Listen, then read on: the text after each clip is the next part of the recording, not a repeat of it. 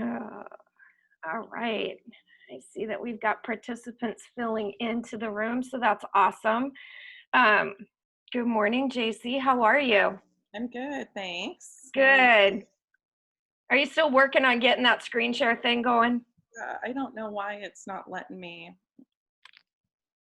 share that. Okay, I'm going to go to this one more time. Who can share? All panelists. Try it again. All right, for those of you that are filing into this fitness education webinar, good morning. Jacey and I are experiencing some technology issues, which is always the case, I think. Right. You know, if I'd have known back on March 20th that the entire world was going to be using Zoom, I might have considered buying stock much earlier. Totally agree. Oh, it's totally crazy right now. If you can't get that up, JC, the other thing might be to maybe email me and then I can maybe try and do it on my side for you. Okay. Okay. I don't know why I'm having that glitch there. Yeah, it's crazy. So for those of you that are joining us this morning, in case we haven't ever met before, my name is Jackie Bachmeyer and my husband Jason and I own Evolution Fitness and Wellness here in Houston, Texas. I have to tell you, this past week, it has been gorgeous weather in Houston, Texas. Our humidity has been like nothing.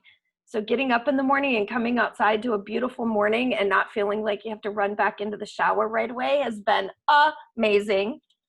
There you go. Are we So today, I have asked my friend, colleague, and fellow functional aging specialist, Jacey Gengenbach, to join me. Did I pronounce your name right? yakking about? Mm-hmm. Gengenbach, yeah. It's not Yeah. German, is it? Just a little bit. Just a little bit. This in Germany Right called there with Bachmeyer. Yeah. Yeah. Okay. Excuse Is me. it showing up on your end or not? I am seeing it. Is it showing? I don't see that It's showing, but it's kind of showing, I think, not in present. Oh, there you go. There you go. You got it. Is it showing up fine on your end? It is. Yep. Okay. Perfect. Perfect. Perfect. I Go back to how you had it. don't know why I'm having difficulties. I was glitch free last weekend. On my side, I see a tab on the top that says present mode. There you go. Now you got it. Perfect. Sorry about that. It's okay. I was glitch free a week ago now. You'd think I never had done that. I know. It's okay. It's okay.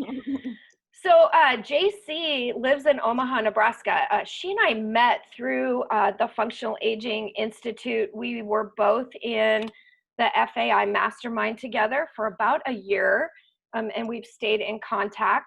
JC's studio in Omaha is Fitness and Beyond, and she is actually closed right now, still doing virtual stuff, but really exciting stuff happening for you, JC. Expansion. Yes, that is right. Expansion. Who would have thought during a pandemic we would expand, but it was something that I had been wanting to do. Actually, the last time I renewed my lease, which was 2 years ago, that I knew, when I renewed that lease, that if there was ever an opportunity that I needed to explore it. So I was actually exploring it right before the pandemic really heightened.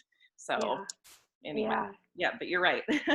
Yeah, so it's kind of nerve-wracking, right? Going through all of that. Oh yes, absolutely. It is. Yeah. So. I just shared on my page, Club Industry shared that the 24-hour fitnesses have closed 100 clubs across the US. So I went out to look to see how Texas was impacted by that 100 club closure, because I have a 24-hour that's just right down the street from me. And I think like 11 clubs in the Houston area, some that I know that people I know frequent. So I think the fitness industry has been hit pretty hard by this. I know a lot of personal trainers that are closing their facilities. I'm super blessed that our clients have been so supportive of us, and we saw a little bit of a drop in attendance overall, but for the most part, I just have such amazing clients, and I'm so grateful for their support. We're actually kind of starting to see people inquire. Like, I think they're getting antsy, right? Who thought in April that this was going to last for 3 months of closure? Right. Right. And I think maybe people are starting to get the message that we can't just sit on our tush and watch, Fox News or CNN or whatever your news channel of the day is, right? Right. Right. Yeah, I would agree with you. I think people are getting antsy. I think that's a great way to put it. Yeah. Hmm. So I invited Jacey to join me today because I consider her to be one of the foremost fitness experts on exercise for people that are living with diagnoses such as Parkinson's disease and then other neurodegenerative issues. It could be MS, it could be ALS. I mean, there's all kinds of stuff that's out there right now. And I think Texas is, I looked at this before we met, Texas is kind of a hotbed for Parkinson's diagnoses. And I think I remember you and I talking about Omaha being the same, yeah? Yeah, yeah. Nebraska, according to, and in fact, that's something that I was going to touch on, according to some data that's out there, Nebraska actually has the highest prevalence per capita, even in the world, according to some data, not just the US. So definitely kind of that Midwest area. Again, according to some data, that it's a higher prevalence rate per capita, and they think largely due to pesticide exposure. But obviously there's other factors and genetics and things like that. But that is something, though, that is out there. Mm-hmm. So Jacey, it might be in your presentation, but just share a little bit about your background in fitness and then kind of draw a line to how you got into really being Omaha's go-to place for people that are dealing with PD and other neurodegenerative things. Yeah. So like Jackie said, I'm the owner of Fitness and Beyond, but I started out about 20 years ago as an independent contractor, working at an exclusive private personal training studio. So even 20 years ago, the owner of that kind of boutique setup was already attracting the 50 plus demographic. And so then people were also, having health issues and wanting to move better and feel better. So even 20 years ago, that was just kind of where I started out at. Mm-hmm. Fast forward to 2005, I had met my very first client with Parkinson's disease. And she was an early onset. So she was like 36 when she was diagnosed, but she was in her 50s when I met her. So, and I remember going through trying to find all this stuff on exercise prescription and Parkinson's disease. And at that time, even with the American College of Sports Medicine for chronic diseases and conditions, the chapter for Parkinson's disease and exercise prescription, the chapter was Mm-hmm. one page front and back. And so, and as I was doing research and just trying to find stuff, there just wasn't a lot of stuff out there. It's just kind of the basic guidelines of exercise of what we know.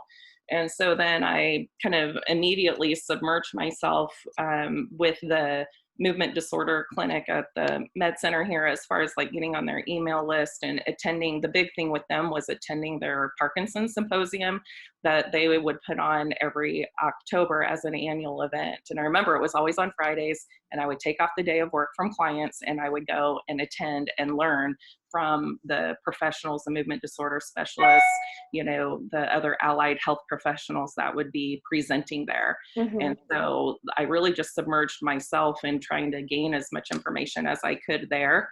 And then in 2007, it was when I realized how how there was a need here in Omaha to have a place for people to go to with PD, because all there were the big box gyms. There was nothing that was geared for folks with PD. There was a support group that also kind of doubled as a chair exercise class, which was great. But if we look at it just strictly exercise, in facilities, there wasn't anything. And that was mind blowing considering our numbers. And so then it was in 2007 when I started creating my classes called Strength and Balance. And then kind of the rest is history. You know what I mean? The word of mouth just started getting out there. And then I've just kind of been continually a student of this as it is further developed, the information with exercise and PD, not just locally, but even with some of these national foundations and organizations. So, yeah. I know you're going to probably share some client success stories and things like that as well, but just in the years that you've developed your practice there, how important, I just want to pre-qualify this at the top, how important to you on a scale of 1 to 10 is continuous movement, I'll just call it movement, okay, for people with neurodegenerative diagnoses?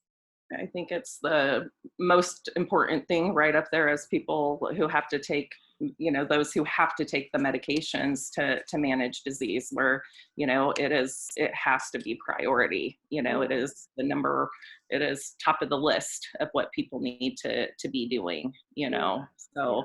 And just like we said, movement is a great way to put it. And that's what I always say to my clients, is that some movement is better than no movement. So it isn't like, oh, you have to go do this 30 or 45-minute exercise session. Just let's talk about movement and have some movement. That's better than none, So it has to be right up there on the priority list, because that's the difference maker in quality of life when managing, in this case, Parkinson's disease, a disease with, no cure. It's only managing symptoms. Yeah.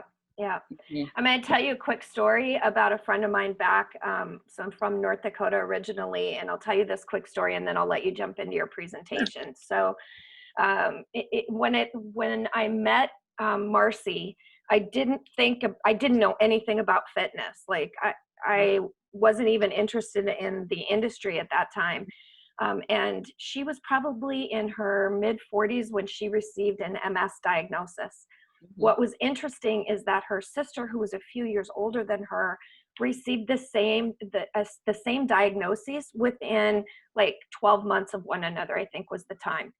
So Marcy's job was, she was the health and beauty manager at the supermarket. So she was constantly bending and lifting and moving and, stocking shelves and all that kind of thing. And her sister had a desk job at the courthouse. She was a secretary in the courthouse, so she was sitting a lot. And at that time, there was a new medication, new for treating MS, and it was an injection, and it was extremely expensive on a monthly basis. I want to think this was back in like the 90s. So if memory serves me, I'm going to say it was around a $1,200 or $1,300 a month prescription for her. She started it. Her sister did not.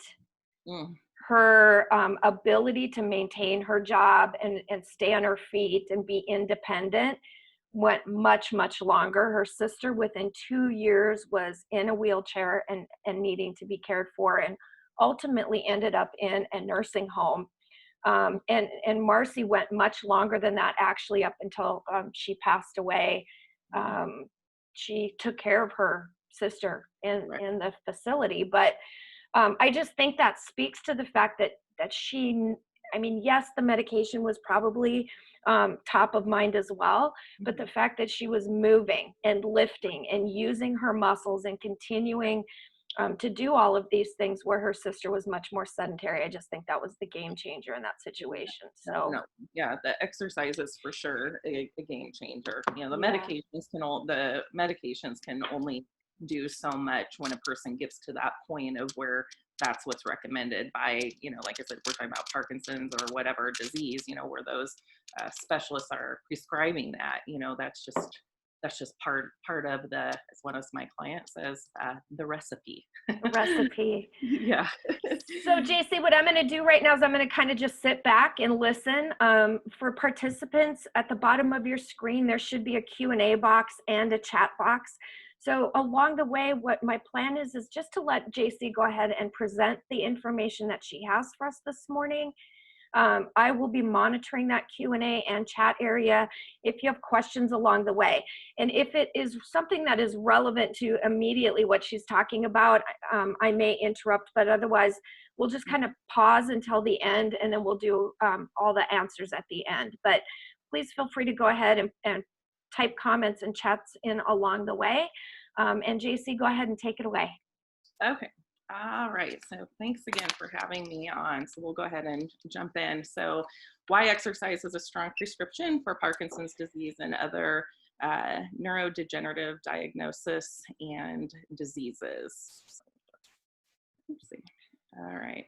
So let's just go ahead and get started kind of on some of the facts about Parkinson's. So Parkinson's disease affects at least 1 million people in the United States and approximately 10 million people worldwide. So it's interesting over the years that I've been doing this to see that number go up quite significantly. So it makes it the leading movement disorder disease. So even compared to combined like ALS, MSA, things like that, it is the leading movement disorder disease. So just like we touched on about the incidence rate, so like I said, according to some data, Nebraska has the highest incidence rate per capita. So like I mentioned, they think, largely due to pesticide exposure, but again, other factors are at play with genetics. But I think too, what people see is kind of that Midwest kind of belt in the US, that there's higher numbers there. So that's something that I think is kind of constantly being looked at by those with having that as their expertise, So Parkinson's disease is a neurodegenerative disorder resulting from a loss of the dopamine cells in the substantia nigra of the brain. So with Parkinson's disease, there are motor and non-motor symptoms. So I think commonly when we think about Parkinson's, it's maybe the tremor or short shuffling steps, just slowness and movement. But it's also too important to, realize that there's non-motor symptoms too, which I will also discuss. So moving on with the dopamine, dopamine plays a role in starting or the initiation of movement, and it functions as a neurotransmitter. So I'm not a neurologist, but I do want to just talk about this on kind of how this works with the brain. So the neurotransmitter is a chemical released by the nerve cells to send signals to other nerve cells. So exercise has a neuroprotective effect on the brain as well as neuroplasticity. So exercise improves, how this works is that the exercise improves the dopamine efficiency by modifying the areas of the brain where the dopamine signals are received. So exercise also protects the nerve cells that are at risk for damage, degeneration, cell death. So there is improvement in the neuroplasticity, which is the brain's ability to discover nerve cell connections. So in other words, the exercise helps the body and brain find new ways to move. I think that's the big takeaway there, So exercise helps the body and brain find new ways to move. As we all know, that exercise is important for everyone. So for an individual living with Parkinson's disease, it is vital. So it is the key element to maintaining functional mobility and daily activities. And I think that that's true all across the board, So even people with the what I call a clean slate on their medical history, right? That even when they start working with us, this is the key thing for them to keep on moving for as long as possible. Any level of physical activity is beneficial. There are some studies out there though that say that increasing your physical activity to 2.5 hours a week can actually slow the decline in the quality of life. So 2.5 hours, and again, I think what's important about that, again, is looking at, it doesn't have to be 30 minutes at once or an hour at once. It can be starting out slow and be 10 minutes at a time for somebody who's never exercised, So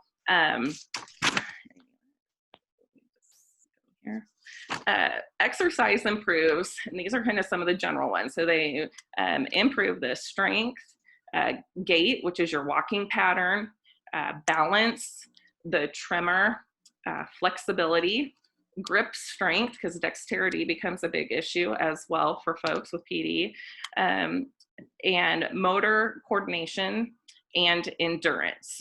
So again, and as you guys know, like for those of you who are working with Jackie or other health professionals maybe who are on watching this, a lot of those things overlap with movement, you know, so it's not just only strength, you know, gait, balance, strength, flexibility, all of those things, coordination are all tied together, you know, especially when we look at how we tie that in on the 6 domains of physical function that we train, you know. Right.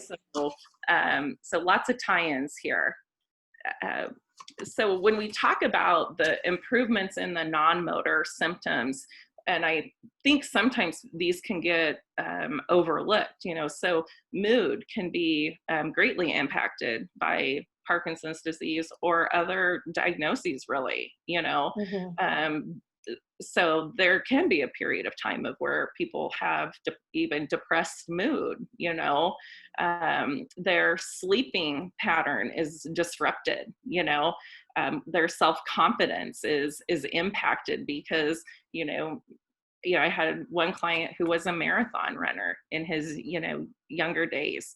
And then he, you know, gets diagnosed with PD, and, you know, here he goes from being a super active, you know, gentleman to now living, you know, being diagnosed and living with this disease, you know, or maybe it's, you know, linked to career, or how does this impact family, or, you know what I mean, retirement, all of those things. So I think, you know, really as a fitness professional working with folks with PD, and like I said, this can be true of other diagnoses as well, but being aware of that with mood and self-confidence and how it impacts that is so important. Digestion and constipation can be impacted. The cognitive function can be impacted by PD, but again, with exercise, these things are going to improve. So bone health as well. The fatigue can be a big symptom for folks with PD, and then top that, you know, or combine that with the disrupted sleep, you know, schedule, then, you know, that's not good. Right. So again, exercise can help with these things that are listed here, as well as the rigidity and stiffness that is also very common in folks with PD. So Jacey, I just want to comment real quick to go, and you don't have to go back to your slides, but you mentioned dopamine, you know, being that neurotransmitter. And I think for a lot of lay people, we think about dopamine as our feel good, right? Right. So when we look at all of those things for not just PD, but, you know, anybody that maybe is dealing with like stiffness and rigidity due to arthritis, or just about anything, right? Just stiff because biologically our body is changing, and we're getting older, and that just the overall desire is to not really want to move when we feel crappy, but understanding that dopamine can be triggered and enhanced by that movement, and then actually acts as our feel good, right? So maybe at the beginning of a session, you're not feeling so great, but you get through a little bit of movement specific to what you need, and the dopamine like whams you in the brain, and guess what? 30 minutes later, you're feeling a little bit better. Right, which is a great tie-in to what I was going to touch on next. So kind of when we talk about the duration of time for the exercise session, or, you know, for what that person's going to do that day, like I mentioned, you know, start out small and increase the time as you go. So again, it's going to be different for each person based on, you know, medical history, ability levels, symptoms, and just overall what they're feeling like that day. You know, safety, as you know, is always priority. So the last thing that we want to do, especially when people are starting out, is, you know, the last thing we want is for somebody to overdo it, you know. So again, those smaller kind of segments of time starting out and building from there. It could even be that twice a day. I mean, it could be 10 minutes in the morning and 10 minutes in the late afternoon or something, you know. How do you eat an elephant? One bite at a time, right? Right. Right.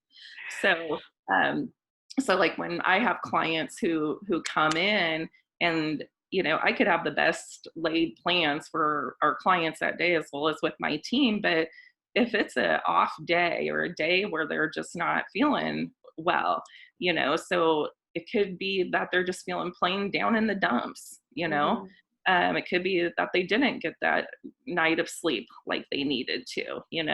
Um, so some movements are better than no movement. So again, we may have these best laid plans for them of what to do, but as exercise professionals and fit pros, we need to be quick on our feet and think and adapt so that we are able to accommodate those needs and things of what they're presenting with and feeling with when they're in, and get them moving in some sort of fashion, Mhm.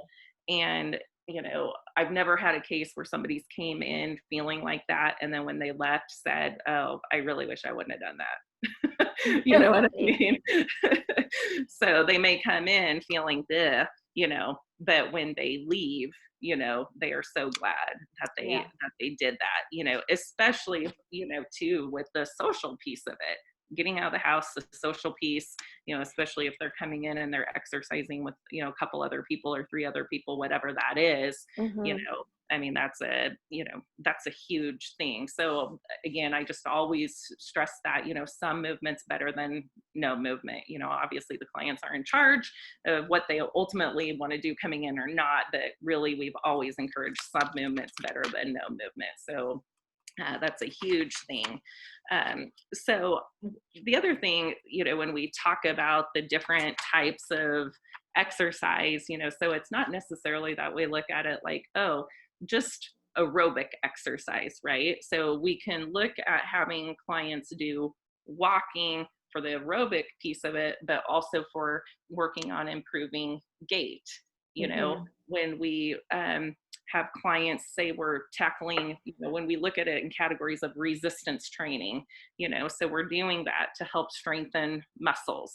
We want to change speed of the movements or change the directions of the movement and be varying the activities. So, I think this is especially important for when maybe you have somebody brand new, maybe they've never exercised before, Mhm. Mhm. PD or not.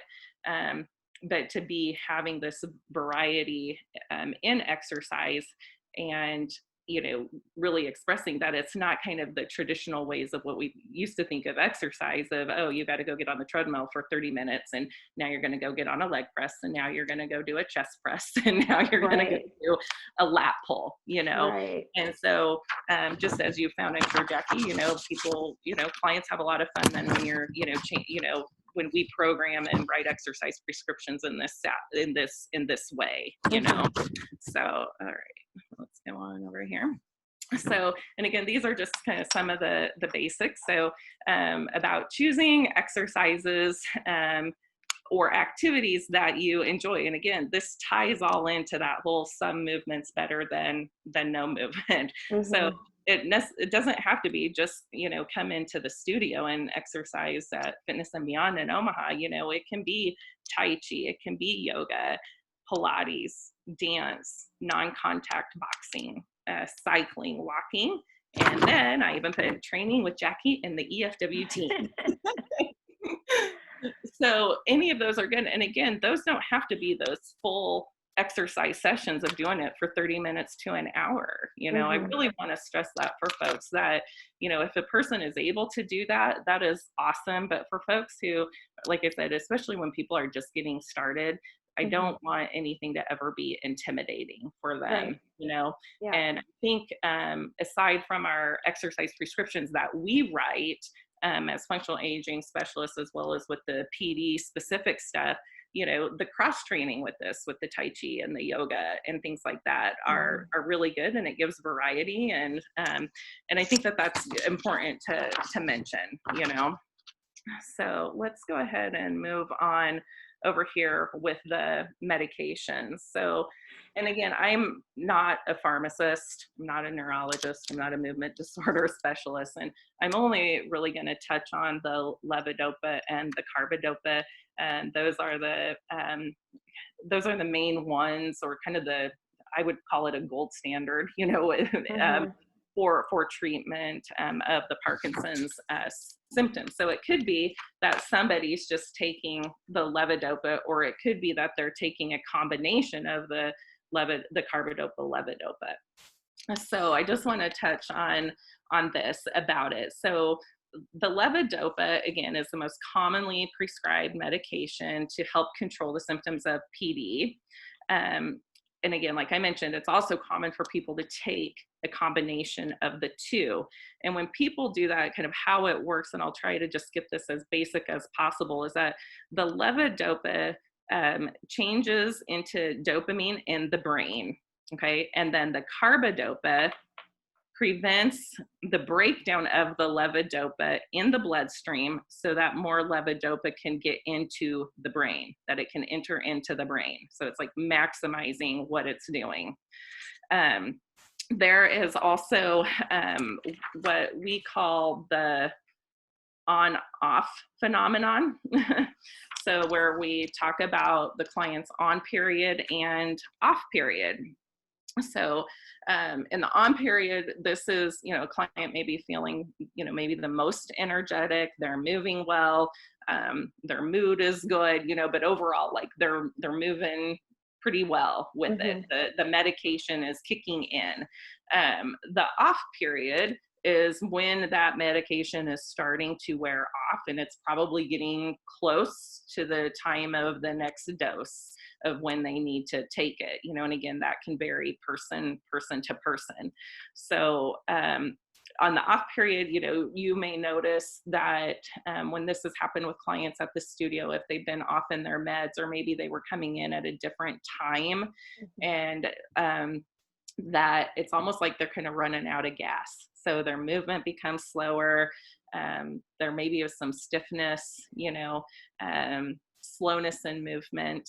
And the best way I can put it is like they're running out of gas, And in most cases, clients are very aware of their medication, of what they're taking in these on and off periods. But there have been, over all of these years, there have been some cases where just for whatever reason, when they've had a session, that they're getting towards that, kind of off period. So I think it's important for us as fit pros to definitely be aware of that and be in sync with our clients, all clients, especially on medications, but definitely with PD, because this can impact their exercise session so much, so this can be a big difference maker. So to really encourage that scheduling of the appointment within their on time is so important. And again, I think most clients are very aware of that, but I think it gives a vote of confidence to, when we're talking with them about it, so that they know that we're on the same page, In your experience, Jacey, with the years that you've been doing this, if you have somebody who's like recently diagnosed and maybe just starting on a prescription, I'm going to assume, I'm making the assumption that there is that, Robert Linkle refers to it as the arthritic grace period, when you're exercising to try and feel better with arthritic conditions. So there's that grace period. It's going to take some time for that medication to build up and really start impacting that dopamine cycle. But then also, so maybe slower exercise periods in that initial phase until they can start feeling better from the medication. And then in your experience, does it vary by client, like whether they pick a morning or an evening session in terms of how they have an on or off period? Yeah, it definitely varies. And I don't ever like to really categorize or, kind of clump people together, because just everything is so different person to person, PD. Yeah.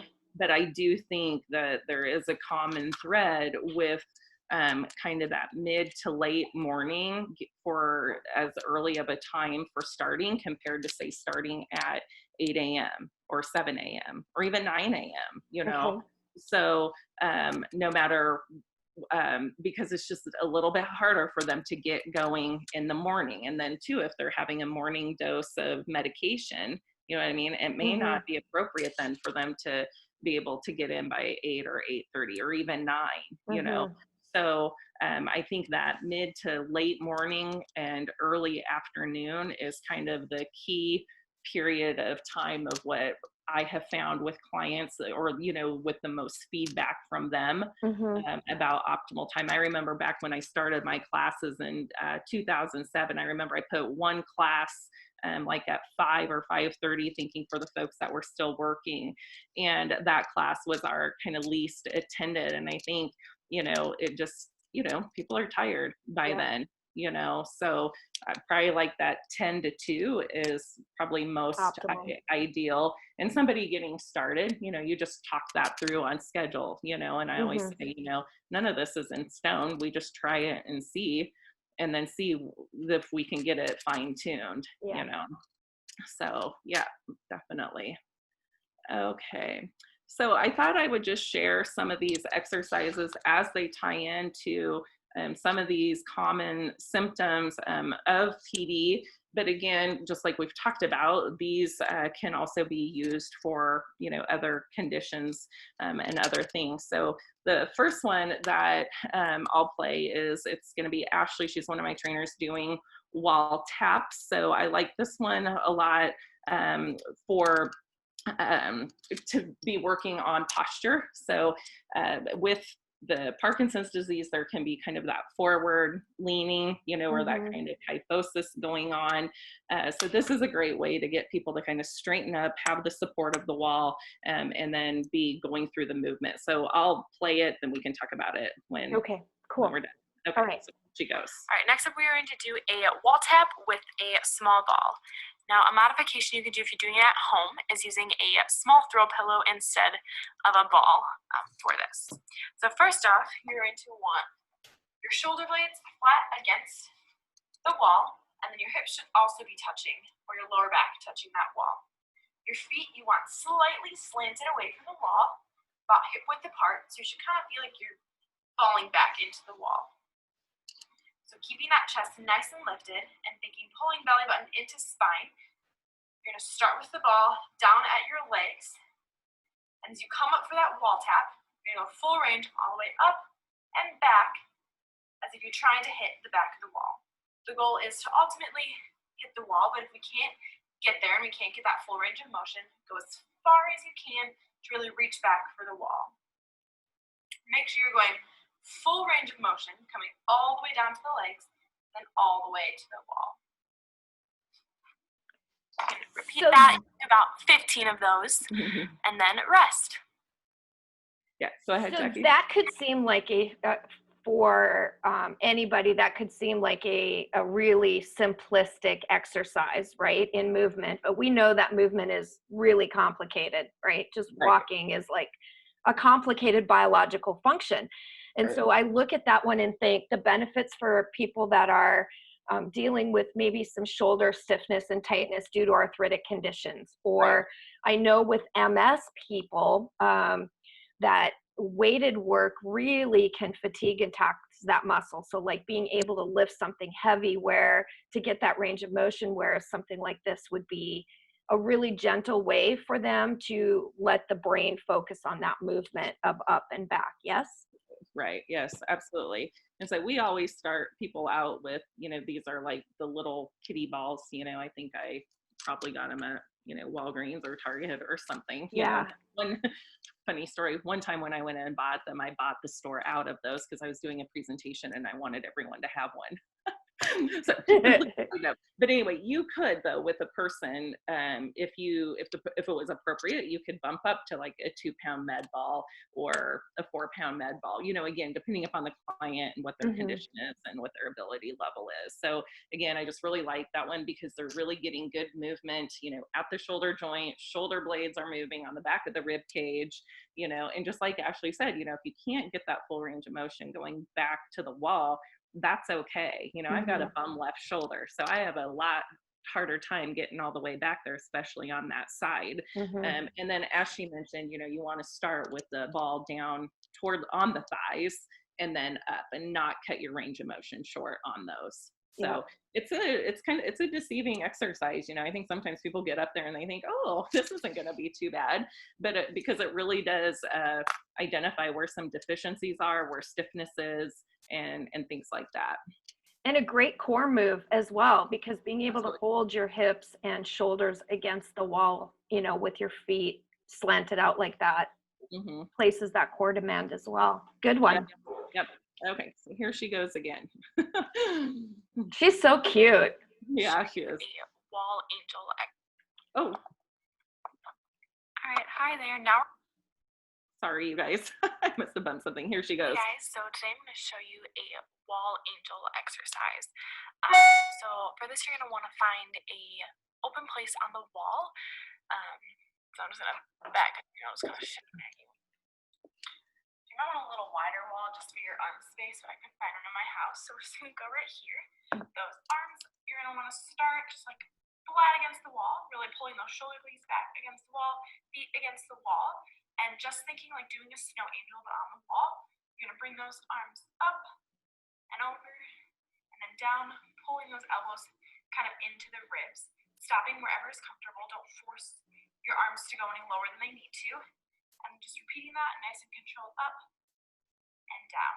For the whole movement, I want you to focus on keeping those shoulders back against the wall, hips against the wall, and then arms against the wall. So trying as much as you can for that range of motion.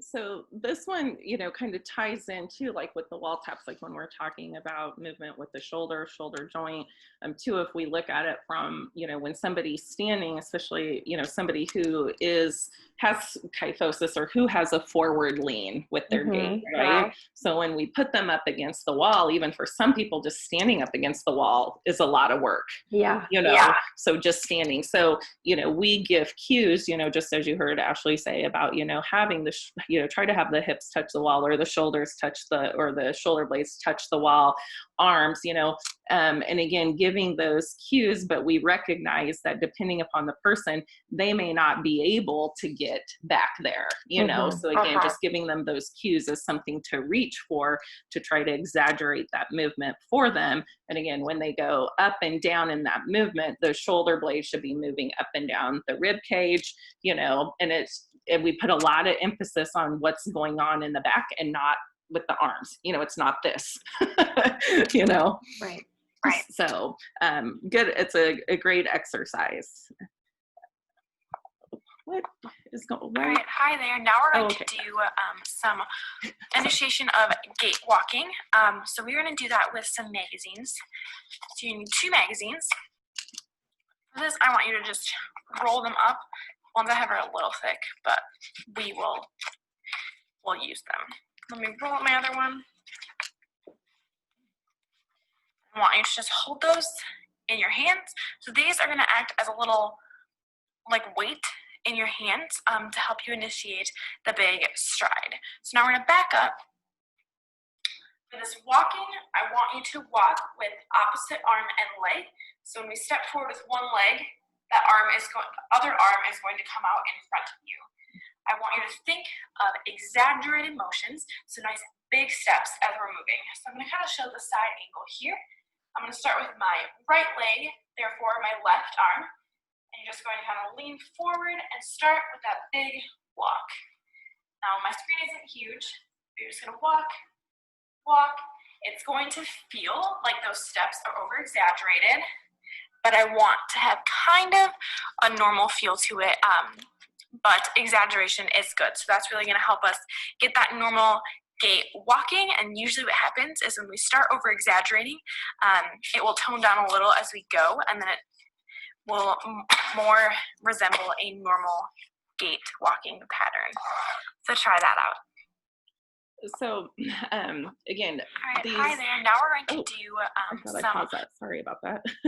Okay, so when talking about gait, and again, this is what I use like for PD, but this can be used across the board on when we're talking about gait patterns and assessing gait. So with PD, you know, there can be the shorter steps or shuffling of steps, which puts people at greater fall risk, you know. So when people take smaller steps, and then you combine that with that forward lean or having some kyphosis, then they're at increased risk of falling, you know. Or maybe it's somebody who, like, let's say that they had arthritic knees and hips, and let's say they had a knee replacement or a hip replacement, and their gait is not what it was before their arthritis kicked in, right? So they have this impaired gait. Now they've had surgery and they're trying to get to a more optimal gait pattern, you know. So these are all principles that you can tie in. Some other ones listed here, in addition to what it actually did.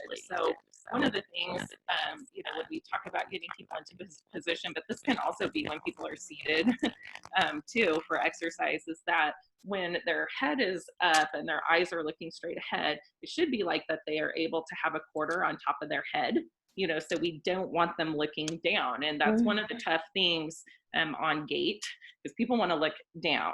Right. So when people look down and we have short steps or shuffling of steps and then forward leaning, it's kind of a potential recipe for disaster, you know what I mean, on GAIT. And so we really want to try to put these in piece by piece to get people used to this. A big one too is relaxing the jaw.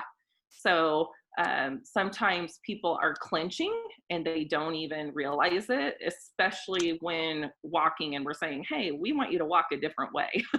You know, we want to work on this and have you moving in a more optimal way. And so sometimes people are clenching and then they're tensing up everywhere and they don't even necessarily realize it, you know?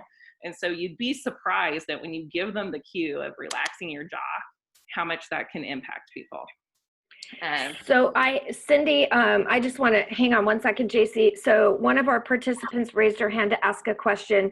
Cindy, if you can go along the bottom bar of your screen, there should be a Q&A box there. If you'll just go ahead and type your question in there, and then I will come back to that.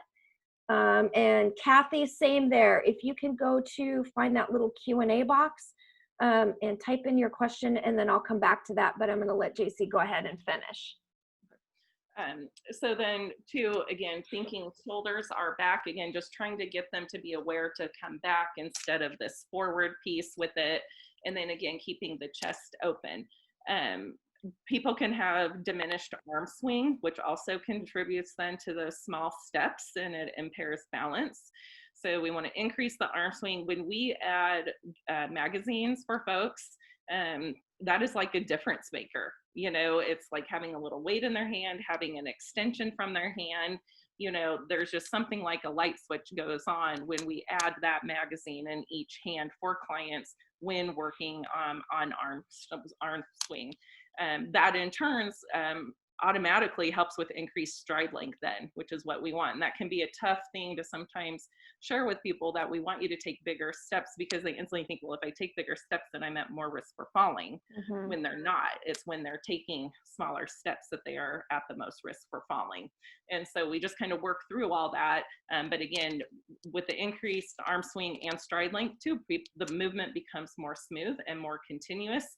And then too, that risk of falling is diminished. So again, opposite arm, opposite leg for the movement. And then ideally we want I spelled heel wrong. Did you see that? Jeez, Well, because you've got that healing mindset, right? Health, wellness, and healing. Right. So, so heel strike, midfoot strike, and forefoot strike. And again, that's important because again, there can be shuffling with this. So we really want to get that heel toe movement. So putting all of these pieces together is going to get a person, you know, walking in the most, you know, optimal way. Okay. All right. So here's another one, forward step and reach. All right, this is going to be a step with a forward arm reach. So we're going to start, we can choose one leg to start with, and then you want to reach with the opposite arm. So you're going to step forward, it doesn't necessarily have to be a lunge, step and reach forward with the opposite arm, and then bring it back. And then you will alternate, going the other leg, other arm, and then bring it back. you'll step, reach, step. So I'm adding a little bend to my leg to put a little weight into my front foot to fully transfer that weight to the foot that is coming forward, and then pushing back into my normal stance. And then again, you can add counting with this, doing the alphabet, singing if you want to add a little bit of brain work to it. Yeah, so again, focusing in on large movements is a big thing with movement and PD. And again, that opposite arm, opposite leg movement, weight transferring, forward, back, alternating legs, helping with balance and coordination, and then we'll put cognitive work in it, just like what Ashley said. Maybe they're counting, maybe they're doing ABCs. We have a client that likes to do row, row, row your boat, and then have people sing it in rounds. And the exercise, it's fun, but it can get kind of confusing, especially when you're doing it in rounds with a group of people. Yeah. So, you can get creative with it is what I'm getting at. Okay, then we'll touch here on the tadas. Hello, we are going to do star claps now. Star claps, sorry. You're going to want a nice equal stance, so feet just kind of right outside of hips. Arms are going to be wide open. We're going to clap to one side, open wide, and then turn, clap to the other side, and then open wide. And you'll just keep continuing that, keeping arms up nice and parallel to the floor. And then if you want to add some complexity to this, we can add some brain work. We can start simple. What we've done in the past is count by twos, and every time our arms come open, we'll say open. So we'll count 2, open, 4, open, 6, open, 8, open, and so on and so forth. Give it a try. So again, we're getting some rotational movement with that, because rotational movements become diminished. So getting that rotational movement with it. And again, having the arms fully extended out, that naturally brings people into a more upright postural position too. And really encouraging them to be out wide. And then too, we added, really recommending that they do the clap so that they're getting the max amount of rotation of what they can get. And then when we say open, that's a really good cue for folks to, really open up instead of it turning into like, something like that, Right. So the verbal cues and the demonstrations are going to be super important, and then add in your cognitive work too. So want to be mindful of time here. I want to show tadas here. I put in quite a few exercises because I didn't know how much time we would have, but let's touch on tadas here first.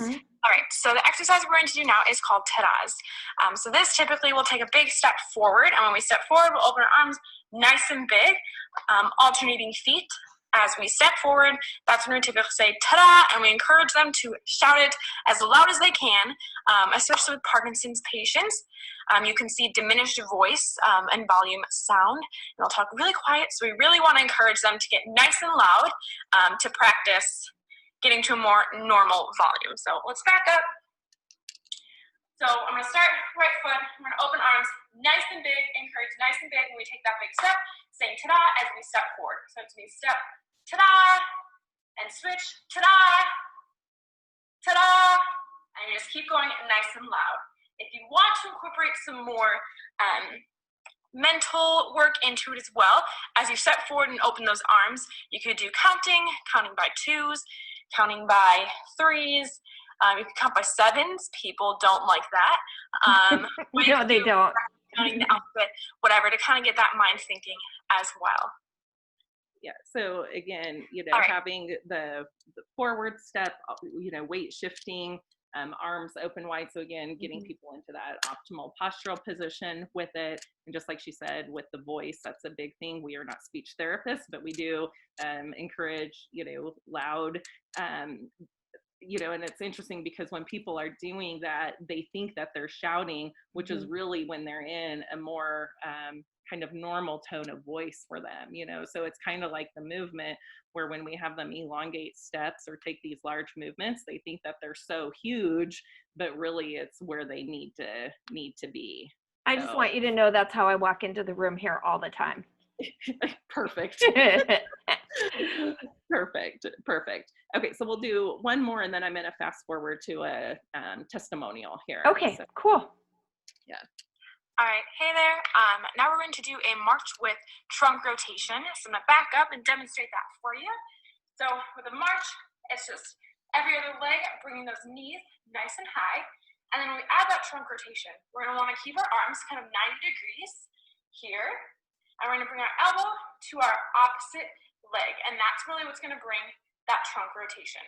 So when we march up, I'm going to start with left leg, right arm. You're going to march up, bringing elbow to knee. Now, if you notice, mine aren't necessarily touching. That's okay. Not all those are flexible to really bring all the way down, but really doing as much as you can to get that nice trunk rotation, reaching towards the opposite knee. That's what's most important for that exercise. Right. And so just like she said, it's not that we're trying to have the elbow touch the knee, but again, giving that kind of exaggerated cue so that people know to really try to rotate and get that type of movement and then go back to that start position. So JC, with people that, because balance, obviously is a concern, and we've talked about safety being paramount in these training these populations. Do you train your PDMS type clients in small groups, 2 to 3 people, or are they more individualized appointments? So, in 2007, I started classes. And so that was before I had, incorporated small group personal training, So I either did individual training sessions, partner training sessions, or the classes. So what I prefer is like no more than 6 in a group. I wouldn't ever want more than that just because of the types of movements of what we have people do and the different ability levels of people and to keep everybody safe. Yep.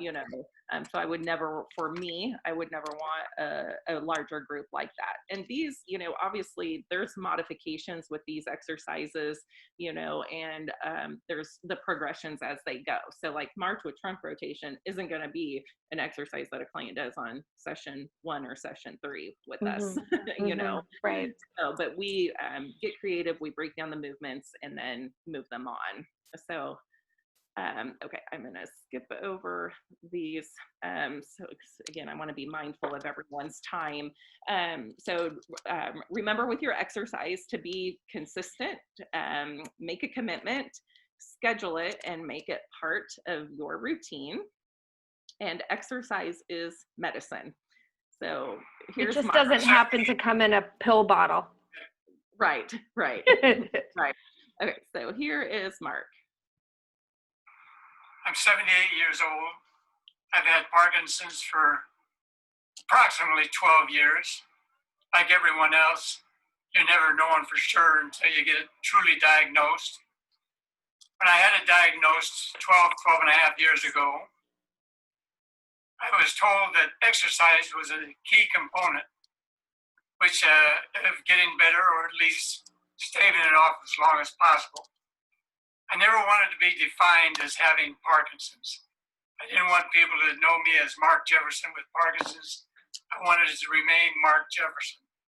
So I got the proper, I guess you'd say, cocktail of medicines, which gives me the energy to exercise. I exercise virtually every day. I don't know what I would do without it. It's been very, very important in helping me to maintain an active lifestyle, work in the lawn, do all the things that I used to do, I guess except high jump. In any case, working with Jacey has been very important. It's been the better part of 10 to 11 years. And I've been coming with her to 2 or 3 times a week for all that time. And she constantly comes up with something new. She's professional in what she does. She cares about her people, and she gets new things as soon as they're coming out of the basket. I've appreciated very much working with her and working with the teams that she's put together. And it's about all I have to say other than, thank God I keep exercising. Yeah. That made me teary, JC. I'm just like so I'll tell you, I think for me, one of the disappointing factors is when I meet somebody in that age category, you know, mid 60s, 70s, 80s, and they have the thought process that I am 75 or I'm 80 and it's too late for me to benefit from exercise, right? Like it makes me really sad because then you see somebody like Mark who's like, hey, I don't know what I would do without it, right? Or we have a client that trains here with us. His name is Bill, and he came in just recently and he said, Jackie, I read your book, my first book, and he said, I disagree with you. And I said, what do you disagree with, Bill? And he said, I disagree that at my age, and I think Bill's late 70s, he said, I disagree that I can get better and improve. And I said, oh, I said, well, you're already better. I mean, you're coming here 3 times a week and he's now improved to 4 times a week. And I said, so that's already an improvement, right? You are getting better.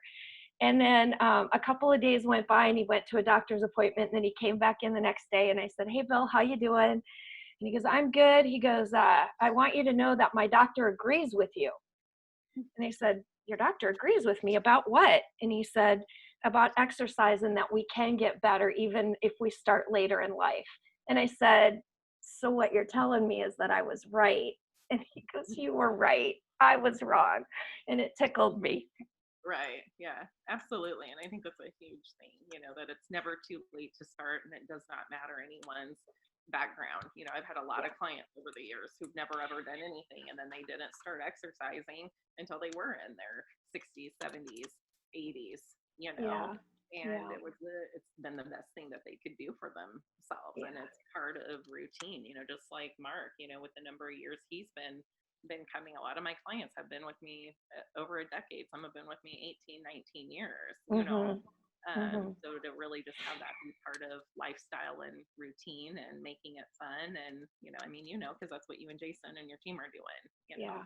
So. Yeah, I don't know about you, but I've never to date in 4.5 years of doing this now, I've never met somebody who has said to me, I am looking forward to the time that I move out of my home and I move into assisted living where somebody's caring for me. Like I have yet to meet somebody that has said that to me.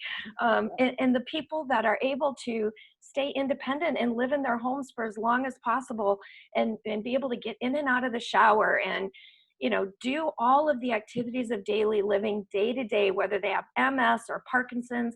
Now, I'm not saying you don't get help from time to time, but I'm saying the basic things that we need to do to care for ourselves. I have yet to meet somebody that said, yep, I cannot wait for that day to come where, you know, my wife or my husband has to help me in and out of the shower and in and out of bed and all of that. And I just think this movement is so vital for that.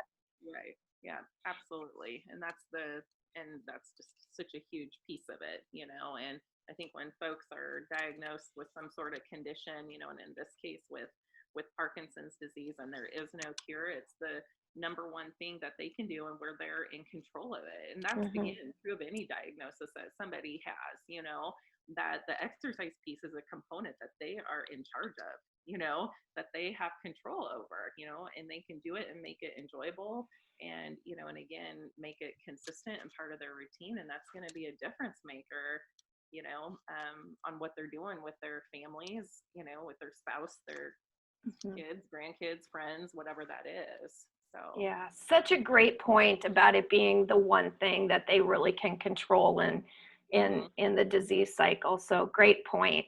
Yeah, because I think so many times when people are diagnosed with something, you know, again, they're down in the dumps and you know, what is life going to be like? And, you know, and then you do kind of feel like things are out of your control. And that exercise piece is the one piece, you know, where people can grab hold of it and just do that. You know what I mean? They have control over that piece. Yeah. So thank you, Jacey, for sharing your contact information here. I'm going to go ahead and at this time open it up. There's a chat box down there and a Q&A, and we're just going to give it like a minute here because I also want to respect Jacey's Saturday. She's got that handsome little guy that she needs to be spending some time with today. Who's playing basketball inside our house. Oh, very nice. So if there's anybody out there that has a question or a comment about anything that we've talked about here today, go ahead and type that in there. If not, Jacey has been kind enough to share her email and contact info. And right now you are doing all of your training with your clients virtually as well, right? Because Omaha, you guys aren't able to open yet. Well, again, we're different since our build out isn't completed yet. So I think places can open if they're paying 10 or less, and the distancing and stuff like that. So we're staying virtual until our build out is done to where we have more space to distance people. And so we'll be virtual. And then when we get back in, then it'll be in person, or it may be all virtual, or it may be a combination for folks. Yeah, so that's what we're doing too, is we opened, this is going to be our 4th week now, and we're about, I'd say 60-40 in occupancy, with 60% that jumped back in and are doing restricted sessions. When I say that, I mean is in terms of restricted to the number of people that we see in each session. Right. But we're maintaining that virtual process as well. I think that's here to stay now. I think it's here to stay. Okay, I've got a question down here. So let's see. Cindy's comment was very encouraging. Thank you for the new exercises that I can add to my routine. Absolutely.